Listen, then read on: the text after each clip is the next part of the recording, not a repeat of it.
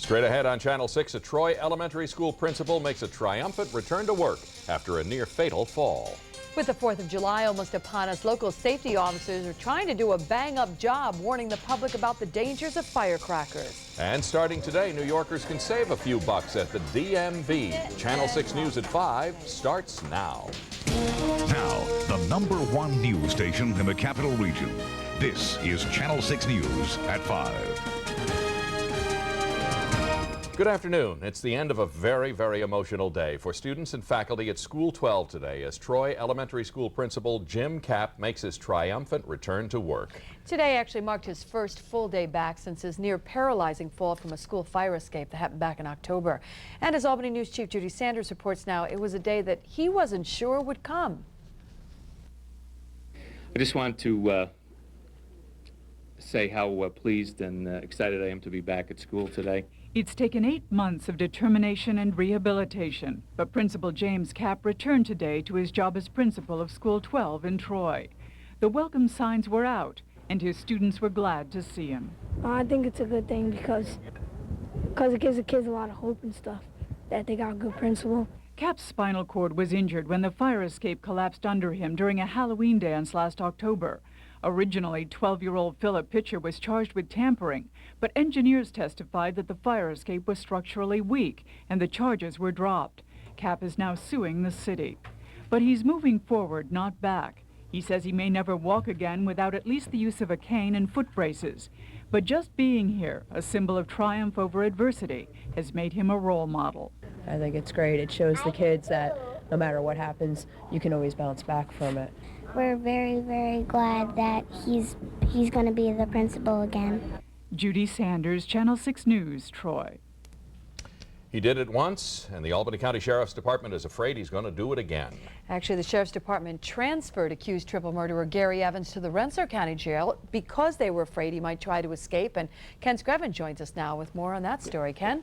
Jack and Liz, well, apparently the suspected three-time killer was showing more than casual signs that he was contemplating a breakout from the Colony Jail. Gary Evans was placed in the Albany County Jail June 8th on burglary charges and has since led detectives to the graves of 2 former friends he is accused of killing. But Monday night, he was unceremoniously removed from there and taken to the Rensselaer County Jail in Troy. Ironically, it was in 1980 that Evans escaped from the old Rensselaer County Jail and was caught in a dramatic recapture on the roof of the Troy Public Library. But Evans' movements at the Albany Jail, where he was held as a federal prisoner, gave authorities the idea that he wanted to end his stay there. This inmate gave the officer the appearance of scoping the yard out for intentions of being escaped, checking the windows, checking the doors, checking the screens, checking security grates for sewer systems, looking it over in such a way as if he had other intentions than playing basketball or handball. The Rensselaer County Jail beefed up its security after 2 inmates escaped during a jail riot there 5 years ago. Authorities there would not comment on Evans' being a guest there today, except to say that he is not being allowed to mingle with other inmates. Liz. All right, Ken, thank you. An Albany County grand jury indicts the son of a retired Albany cop on murder charges in connection with the death of his own grandmother. 19-year-old Michael Aloisi is accused of stabbing to death his grandmother, 76-year-old Mary Molly Aloisi, after an argument last month. Police say he then stuffed her body in the trunk of her car. Michael Aloisi faces 25 years to life if convicted. Fighting crime is a team effort. Local police agencies often work together to capture a criminal, and now a new system out there could make it a lot easier. That is a new computer networking system that allows different agencies to share information. And Sabrina Fang joins us now with that story. Sabrina? Well, Jack and Liz, local police counties are looking to join forces. Albany, Schenectady, Rensselaer, and Dutchess County Sheriff Departments are looking to share a network information system. Currently, Sheriff Departments communicate with each other by relaying information between their individual dispatches. Now that may be a thing of the past. The new system would allow every agency to access each other's data through a network. Therefore, each sheriff's department would be able to share criminal information and be able to track criminals more easily. The method would save time and help fight crime efficiently. If the Albany Police Department is in pursuit of a vehicle heading towards Schenectady, we would see that on our screen in our dispatch room, and also we'd be able to communicate with the Albany police cars. The system would cost about $500,000 to build and $10,000 a month to maintain. The cost would be shared by all 4 county sheriff departments. The new networking system looks to be in place by the end of the year.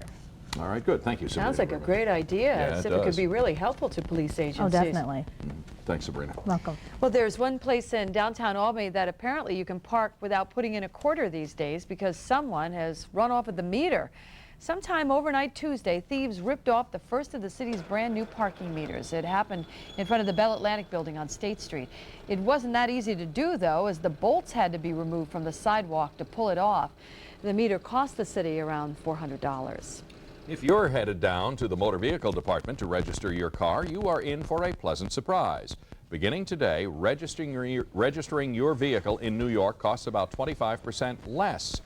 That will mean an average savings of $14. And that is welcome news to car owners, although at the motor vehicle office in Schenectady this morning, we found a lot of folks unaware of the new lower fees. I was very surprised, very delighted. 25% less. Was it? Obviously, I don't keep track. I need my car. I pay what I have to. Did they really? I didn't know that. So I was surprised. It was the first time I've ever... New York State has dropped something instead of raised the bill. I saw it in the paper this morning, yeah. 25%. How does that make you feel? It's nice to save money. And some car owners will be saving even more. The state says if you turned in your plates during the first year of your registration, you'll be getting a refund. Notification letters are going out in the mail. Emergency weather radios are proving to be hot sellers this summer, so much so that area stores can't really seem to keep them in stock. The stores say the bad weather that we've been having is the reason for their popularity. They say they're especially big with those who enjoy the outdoors. They work by sounding an alert when dangerous weather's on the way, and they are relatively inexpensive. They cost between $15 and $80 each. We usually have a waiting list of people that are waiting for them to get in, so if I get a shipment of 20 in, they'd be gone that day. Radio Shack says that the waiting list right now for the weather radios is about 4 days. 4 probably rainy days. Probably. Well, hopefully not these next 4. You know, we seem to have gotten a nice break from our harsh weather. Yeah, and with the holiday coming up, we'd like it to last. Meteorologist Neal Estano has our first look at the weather. Well, you know, some areas are seeing some heavy rain once again this evening and even some thunder showers, but it's a fairly small area of showers and thunderstorms, and I'll show you that on radar. As we look at the radar loop from eastern New York and through central New York, we see kind of a swirling motion in the clouds. That's thanks to an upper level low pressure area. And if you look closely from Saratoga County eastward into Rensselaer County, seeing some fairly heavy rains. Now, this has been a persistent area of rain extending from about Round Lake on into Steventown, and it's been pretty much stationary. It's drifting to the south very slowly, but this very small area has seen some very heavy rain in the last couple of hours. Upwards of 2 inches of rain in a few spots, and one report of 2 inches of rain in just 15 minutes across eastern Saratoga County from this storm. Well, this evening, 65 to 70 degrees. It's going to be windy and cool. There will be some passing showers in that one concentrated area of heavier rain, but drier air is moving in here. We have some good-looking weather coming up as we head toward the holiday weekend. Tell you about that and have the weekend forecast in a couple minutes. All right. Thanks, Neal. And still ahead, some bad news for New York's economy. We'll tell you what a Wall Street report is saying about the future of upstate. Plus, admirers line up to get a glimpse of Princess Diana's tomb on what would have been her 37th birthday. And it looks like wedding bells are ringing for Barbra Streisand and her longtime fiancé. Twisted metal, broken glass, and this was no car accident. We'll show you the dangers of holiday fireworks coming up. Channel 6 closed captioning for the hearing impaired is underwritten by your local upstate Ford dealer. You're watching Liz Bishop, Jack Aernecke, and meteorologist Neal Estano. This is Channel 6 News at 5. And it is now 11 minutes after 5, and on Wall Street today there was some optimism that Japan was going to figure out a way to jumpstart its own economy. That drove our market up nearly 100 points. It was up almost, well, actually 96.65 points over the 9,000 point mark. We'll go outside now and check the Capital Region roadways. Traffic reporter Al Roney is on the job. Hi, Al.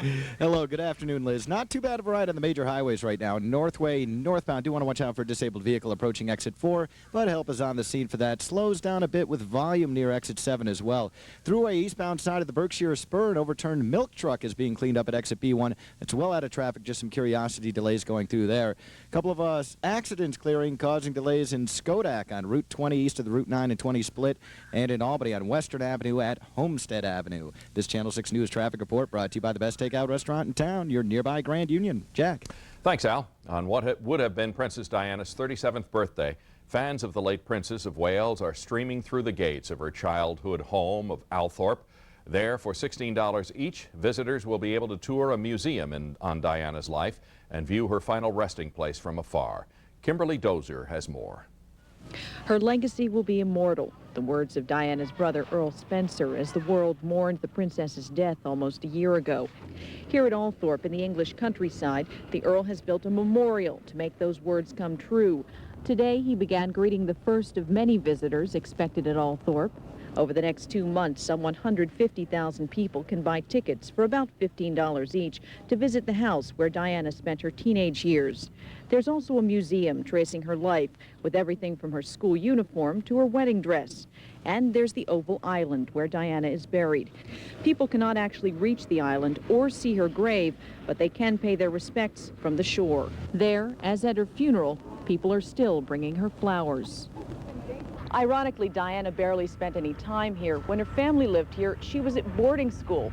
And when she wanted to live here during her separation from Prince Charles, her brother, Earl Spencer, said no. They didn't speak to each other for years because of that.